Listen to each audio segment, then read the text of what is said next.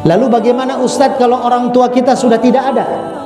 Sama seperti pertanyaan sahabat, ya Rasul, saya punya salah dan dosa terhadap orang tua saya ya Rasul. Saya punya salah dosa besar, tapi saya sekarang sudah paham, saya sekarang sudah mengerti. Saya ingin minta maaf terhadap orang tua saya ya Rasul, tapi orang tua saya sudah meninggal dunia. Bagaimana caranya aku minta maaf terhadap orang tua ketika orang tua sudah tidak ada di muka bumi lagi? Apa kata Rasulullah? Yang pertama, perbanyak membaca istighfar, minta ampun kepada Allah untuk orang tua kita. Kalau kita punya salah terhadap orang tua kita yang sudah meninggal, kita tidak bisa minta maaf karena orang tua sudah terkubur, maka perbanyak istighfar. Artinya apa? Perbanyak sholat, perbanyak ibadah. Setelah kita sholat ibadah, kita baca istighfar, kita niatkan, kita minta ampun atas dosa dan kesalahan kita dan atas dosa dan kesalahan orang tua kita. Yang kedua, kata Rasulullah, kalau kita punya salah dosa terhadap orang tua kita, lalu kita mau minta maaf, orang tua sudah meninggal dunia, maka yang kedua, kita bersedekah untuk orang tua kita.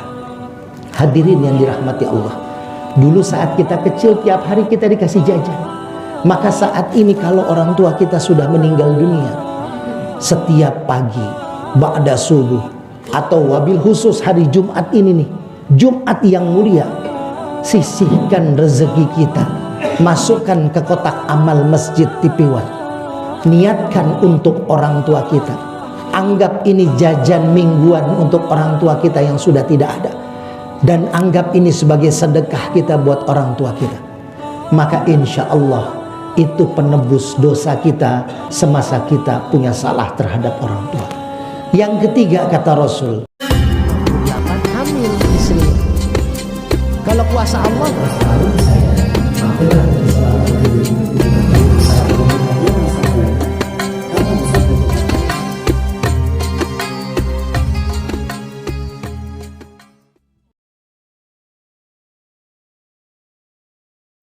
A'udzu billahi minasy syaithanir rajim.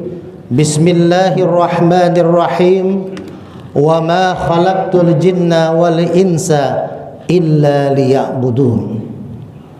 Wa qala aidan innallaha la yughayyiru ma biqaumin hatta yughayyiru ma bi anfusihim. Sama kita panjatkan pada Allah Subhanahu wa taala. Pada Jumat kali ini kita masih diberikan nikmat iman, nikmat Islam, sehat wal afiat, sehingga kita bisa berkumpul hadir di masjid yang kita cintai ini untuk melaksanakan ibadah sholat Jumat secara berjamaah. Mudah-mudahan ibadah kita diterima oleh Allah Subhanahu wa ta'ala. Amin ya Allah ya Rabbal alamin. Salawat dan salam semoga senantiasa tercurah kepada pemimpin alam Nabi besar Muhammad sallallahu alaihi wasallam, kepada keluarganya, para sahabatnya, dan mudah-mudahan kita yang hadir mendapatkan syafaatul uzma di yaumil akhir nanti. Amin ya Allah ya Rabbal alamin. Hadirin sidang Jumat rahimakumullah. Khatib berwasiat, mari sama-sama kita tingkatkan takwa kita kepada Allah dengan imtisalu awamirihi wajtinabu nawahi. Kita berusaha meningkatkan kualitas ibadah kita kepada Allah dan berusaha semampu dan semaksimal mungkin untuk menjauhi segala macam yang dilarang oleh Allah Subhanahu wa ta'ala. Mudah-mudahan kita termasuk golongan orang-orang yang nantinya di akhirat mendapatkan anugerah dari Allah dengan predikat muttaqin. Amin ya Allah ya Rabbal alamin. Hadirin yang dirahmati Allah, kalau kita diundang di acara pernikahan, kalau kita diundang di acara walimatun nikah, maka luar biasa yang hadir ramai untuk mendoakan, untuk mengikuti sesi akdun nikah. Bahkan namanya pernikahan itu biasanya 1 minggu, 2 minggu, bahkan ada yang 1 bulan mempersiapkan acara pernikahan untuk agar acara itu menjadi acara yang sakral. Tapi sebenarnya di acara pernikahan apa yang ditunggu? Dengan persiapan begitu megah, dengan biaya begitu mahal, yang ditunggu oleh semua orang yang hadir di acara walimatun nikah adalah 3 huruf, yaitu kalimat sah. Kalimat sah yang diucapkan oleh 2 saksi, maka itulah yang ditunggu-tunggu oleh orang-orang yang hadir di acara walimatun nikah. Maka pada kesempatan Jumat kali ini, saya akan ingin menerangkan tentang 3 huruf yang tadi saya sebut, yaitu sah, S, A, dan H. Ini adalah kehidupan. Ini adalah sebuah peristiwa sejarah yang harus kita tahu. Karena Allah mengingatkan, wa ma khalaqtul jinna wal insa illa liya'budun. Sesungguhnya Allah menciptakan jin dan manusia hanya untuk beribadah kepadanya. Jadi maka kita diciptakan ini pastinya ada tanggung jawab dan konsekuensi kita hidup di dunia ini. Hadirin yang dirahmati Allah, huruf pertama adalah S. Apa itu S? Adalah sejarah. Apa itu S? Adalah sajaroh. Jadi ada 2 arti daripada S itu. Pertama adalah sajaroh. Apa itu sajaroh? Artinya pohon. Maka hidup kita, awal daripada kehidupan di muka bumi ini adalah turunnya Nabi Adam dengan Siti Hawa. Walaupun ada yang mengatakan sebelum Nabi Adam diturunkan, sebelum Nabi Adam di bumi, ada makhluk yang bernama jin yang tinggal di muka bumi. Tapi manusia pertama yang hadir hidup di bumi adalah Nabi Adam alaihissalam. Sebelum Nabi Adam diturunkan, Nabi Adam alaihissalam tinggal di surganya Allah subhanahu wa ta'ala. Lalu ketika Nabi Adam di surga, begitu bahagianya, apapun yang diinginkan ada tersedia di surga. Lalu Nabi Adam merenung, Nabi Adam terlihat sedih, maka Allah pun menciptakan Siti Hawa, pasangan Nabi Adam, dari tulang rusuk Nabi Adam yang sebelah kiri. Maka bahagialah Adam dengan adanya pendamping Siti Hawa. Lalu setelah itu iblis menggoda Siti Hawa untuk mengajak Adam mendekati dan mengambil buah dari sebuah pohon yang bernama khuldi. Padahal Allah sudah mengingatkan kepada Adam, silakan kau ambil, silakan kau makan, silakan kau nikmati seluruh yang ada di surga, tapi satu kau jauhi, yaitu pohon khuldi. Hadirin yang dirahmati Allah, tanpa pohon khuldi, tanpa ajakan Siti Hawa yang digoda oleh iblis kepada Nabi Adam untuk mengambil buah khuldi lalu memakannya, maka niscaya tidak akan ada kehidupan di muka bumi. Karena Nabi Adam diusir dari surga oleh Allah dengan Siti Hawa, diturunkan ke bumi karena ada sejarah yang namanya pohon khuldi. Maka S pertama adalah sejarah. Hadirin, jangan pernah kita melupakan sejarah. Kalau kita ingin hidup bahagia, ingin hidup dengan teratur, maka kita ingat nasihat orang tua kita. Orang tua kita pasti juga dapat nasihat dari orang tuanya, terus turun-temurun. Itulah yang namanya sejarah. Kalau kita mengingat dulu saat kita kecil, orang tua kita tiap hari memberikan kita jajan. Orang tua kita tiap hari memberikan kita nafkah. Baik sebelum kita sekolah SD, apalagi saat kita sekolah SD, kita mengingat ayah kita dulu setiap hari memberikan jajan kita. Baik mungkin 5.000 rupiah, atau zaman dulu 500 rupiah, 1.000 rupiah. Maka kita mengingat sejarah saat ini, kita sebagai anak, sebagai orang tua, kita pun memberikan nafkah kepada anak-anak kita. Kita pun memberikan jajan kepada anak-anak kita. Maka jangan lupakan sejarah, jangan lupakan orang tua. Kalau saat ini orang tua kita merasa sebagai orang tua, ya Allah begitu sulit saya menjadi orang tua, ya Allah. Engkau dulu mengurus kami. Zaman dulu itu rata-rata orang tua anaknya banyak. Ada yang 10, ada yang 12. Dulu engkau mengurus kami, ya Allah. Mengurus kami, orang tua kami, mengurus kami 12 anak masih bisa hidup. 12 anak dengan pekerjaan mungkin hanya tukang kuli bangunan atau hanya dagang kecil-kecilan. Tapi orang tua kita sanggup mengurus 12 anaknya. Sekarang kita 1 anak, 2 anak, 3 anak. Begitu sulitnya kita membuat anak-anak kita terjamin. Maka kita ingat sejarah. Oh, mungkin ada yang kita lupakan dari sejarah. Maka hadirin yang dirahmati Allah, kalau kita masih punya orang tua, maka sayangi orang tua kita. Maka dengan sayangnya orang tua kita, dengan sayangnya kita kepada mereka, dengan doa tulus dari orang tua kita, insya Allah yakinlah kita sebagai orang tua akan bisa menjalani tugas kita dengan baik. Lalu bagaimana Ustadz kalau orang tua kita sudah tidak ada?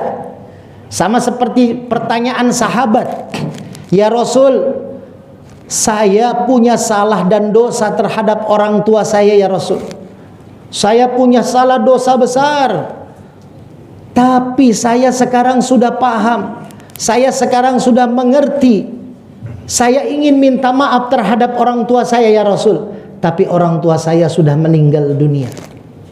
Bagaimana caranya aku minta maaf terhadap orang tua ketika orang tua sudah tidak ada di muka bumi lagi? Apa kata Rasulullah? Yang pertama, perbanyak membaca istighfar. Minta ampun kepada Allah untuk orang tua kita. Kalau kita punya salah terhadap orang tua kita yang sudah meninggal, kita tidak bisa minta maaf karena orang tua sudah terkubur. Maka perbanyak istighfar. Artinya apa? Perbanyak sholat, perbanyak ibadah.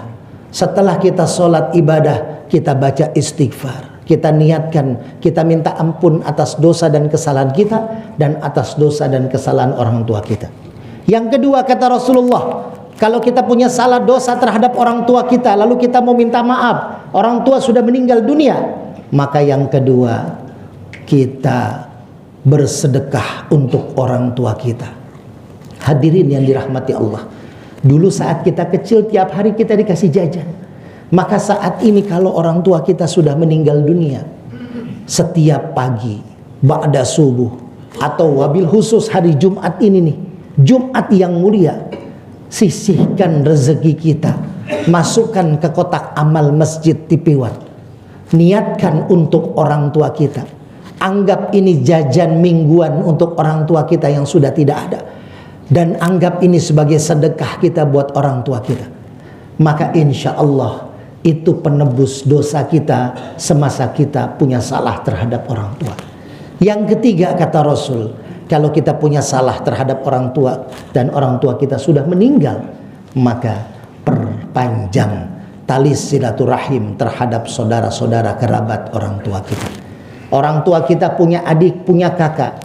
Orang tua kita punya paman, punya bibi.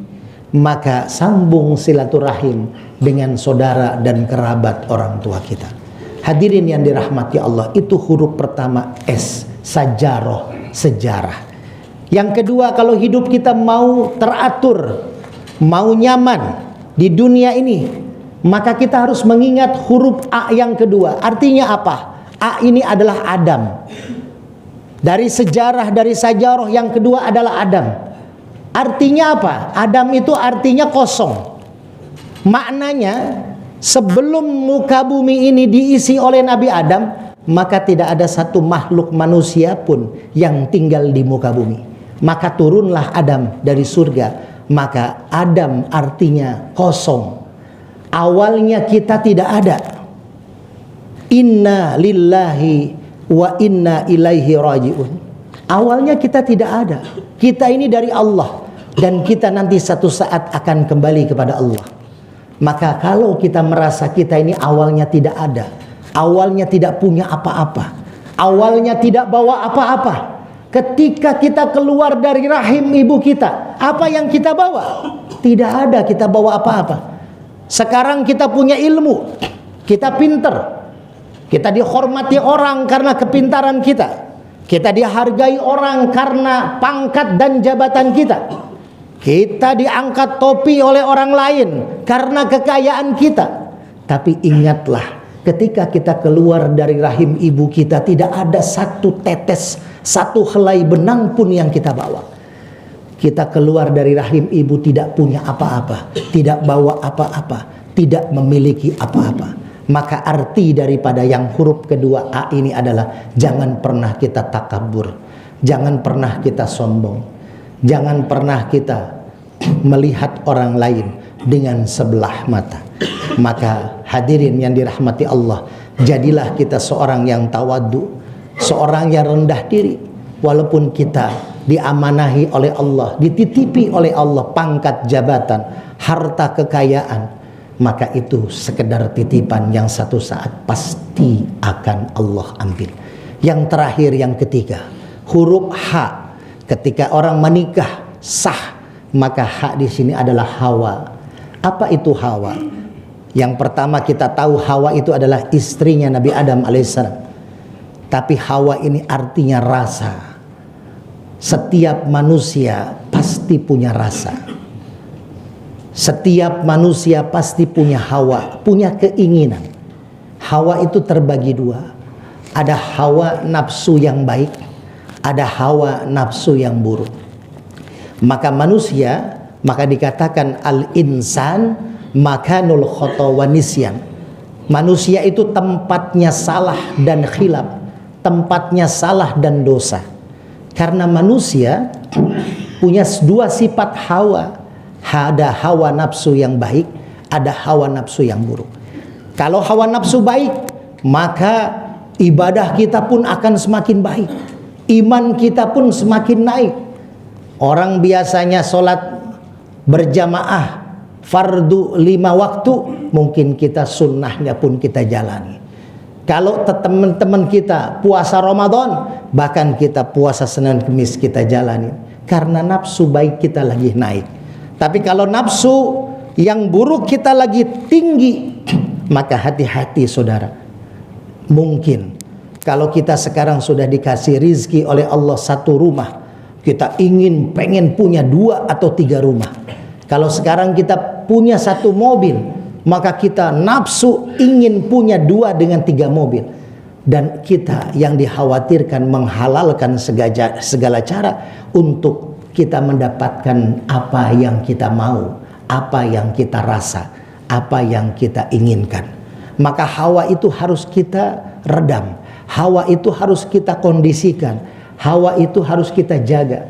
Karena Nabi Adam terlempar dari surga karena hawa mengajak Nabi Adam memakan buah khuldi, akhirnya terlempar dari surganya Allah Subhanahu wa ta'ala. Seorang suami sehebat apapun, sekuat apapun, sebijaksana bagaimanapun, kalau sudah menghadapi istrinya, biasanya dia akan tunduk, takut, dan ngikut kepada kemauan istri. Hati-hati, kita sebagai kepala keluarga adalah pemimpin, kita sebagai kepala keluarga adalah pembimbing. Maka jangan sampai istri-istri kita menghancurkan apa yang sudah kita tata dengan rapi, apa yang sudah kita bina dengan baik. Maka pekerjaan, usaha, apapun bentuk yang kita lakukan, kalau istri kita bisa kita bimbing, maka istri akan menjadi kebaikan buat kita. Karena al-mar'atu aimadul bilad, idza saluhat saluhatil bilad, wa idza fasadat fasadatul bilad. Perempuan itu adalah tiangnya negara, tiangnya rumah tangga. Kalau perempuannya solehah, perempuannya baik, maka baiklah negara, baiklah rumah tangga. Tapi kalau perempuannya buruk, maka akan buruk rumah tangga, akan buruk negara, akan buruk apa yang sudah kita bina. Hadirin yang dirahmati Allah, mudah-mudahan dengan 3 huruf ini dengan huruf sajarah, dengan huruf Adam, dengan huruf Hawa, kita mengingat bahwasanya awal kita tidak ada dan satu saat pasti kita tidak akan ada lagi di dunia ini. Maka jaga kesempatan hidup kita yang hanya satu kali dengan memperbaiki ibadah kita kepada Allah dan memperbaiki hubungan kita dengan kepada sesama kita. A'udzubillahi minasyaitonir rajim. Bismillahirrahmanirrahim.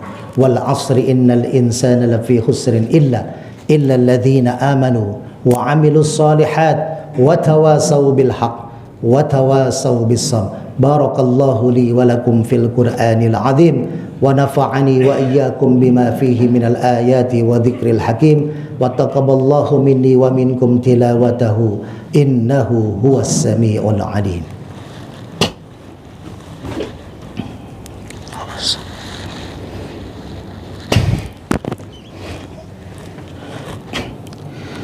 Alhamdulillah nahmaduhu wa nasta'inuhu wa nastaghfiruh wa na'udzu billahi min sururi anfusina wa min sayyiati a'malina may yahdihillahu fala mudilla lahu wa may yudlil fala hadiya lahu. Ashhadu an la ilaha illallah wahdahu la syarika lahu wa ashhadu anna Muhammadan 'abduhu wa rasuluhu la nabiyya ba'dahu. Faya ayyuhal hadirun أوصيكم ونفسي بتقوى الله فقد فاز المتقون. وقال تعالى في كتابه الكريم أعوذ بالله من الشيطان الرجيم بسم الله الرحمن الرحيم يا أيها الذين آمنوا اتقوا الله حق تقاته فلا تموتن إلا وأنتم مسلمون. وقال أيضا إن الله وملائكته يصلون على النبي يا أيها الذين آمنوا صلوا عليه وسلموا تسليما. اللهم صل على محمد وعلى آل محمد كما صليت على إبراهيم وعلى آل إبراهيم في العالمين إنك حميد مجيد. اللهم اغفر للمسلمين والمسلمات والمؤمنين والمؤمنات الأحياء منهم والأموات إنك مجيب دعوات ويا قاضي الحاجات. Ya Allah, ya Rabb, ampuni dosa kami, ampuni dosa orang tua kami, ampuni dosa ibu kami ya Allah, ibu kami yang sudah mengandung kami 9 bulan ya Allah ya Rabb, ibu kami yang sudah menyusui kami selama 2 tahun ya Allah ya Rabb, yang air susunya menjadi darah daging kami ya Allah. Ampuni dosa ibu kami, ampuni dosa ayah kami ya Allah. Dengan keringatnya, dengan jerih payahnya, beliau sangat luar biasa menafkahi kami ya Allah ya Rabb. Ampuni dosa ayah kami ya Allah. Ampuni ya Allah dosa kami, tidak bisa membantu saudara-saudara kami di Palestina ya Allah. Selamatkan saudara-saudara kami di Palestina, di Gaza ya Allah. Berkahi, lindungi mereka ya Allah. Berikan keselamatan kepada saudara-saudara kami ya Allah ya Rabb. Rabbana atina fid dunya hasanah wa fil akhirati hasanah wa qina adzabannar. Ibadallah, innallaha ya'muru bil 'adli wal ihsan wa ita'i dzil qurba wa yanha 'anil fahsya'i wal munkar wal baghi ya'idzukum la'allakum tadhakkarun. Faladzikrullahi akbar. Aqimis shalah. Allahu akbar, Allahu akbar. Asyhadu an la ilaha illallah.